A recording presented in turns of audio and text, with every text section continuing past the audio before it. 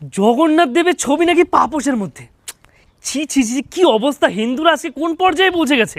মানে হিন্দুদেরকে অপমান করতে করতে আজকে মানে মানে এতটা অপমান করা যায় যে জগতের নাথ জগন্নাথ, সেই প্রভু জগন্নাথ, সেই প্রভু জগন্নাথকে কেন কেন কেন তাই পাপোশের মধ্যে কেন রাখবে?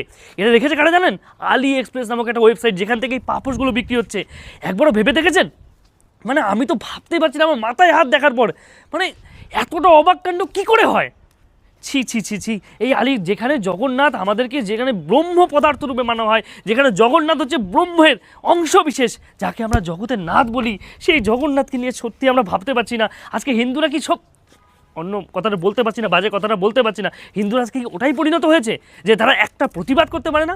আপনি যে ভিডিওটি দেখছেন, আপনাকে বলছি, আপনারা যারা ভিডিওটি দেখছেন প্রতিবাদ করুন, অবশ্যই ভিডিওটি হাজার হাজার মানুষের কাছে শেয়ার করুন, যাতে প্রত্যেকটা মানুষ এই সম্পর্কে জানতে পারে যে আমাদের হিন্দু ধর্ম অপমান কীভাবে হচ্ছে।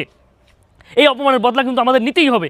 আপনারা প্রত্যেকে আসুন, একসাথে বলুন জয় জগন্নাথ, এবং এই জয় জগন্নাথ বলে জগন্নাথ দেবের এই ভিডিওটি শেয়ার করুন, এবং যাতে আর কোনো কারোর জন্য সাহস না হয় এই জগন্নাথ দেবের ছবি হোক বা কোনো আমাদের হিন্দুদের দেব দেবতার ছবি হোক যেন এইভাবে পোস্ট না করতে পারে। তাই অবশ্যই বলুন সকলে মিলে জয় জগন্নাথ, এবং এইভাবে প্রতিবাদ গড়ে তুলুন।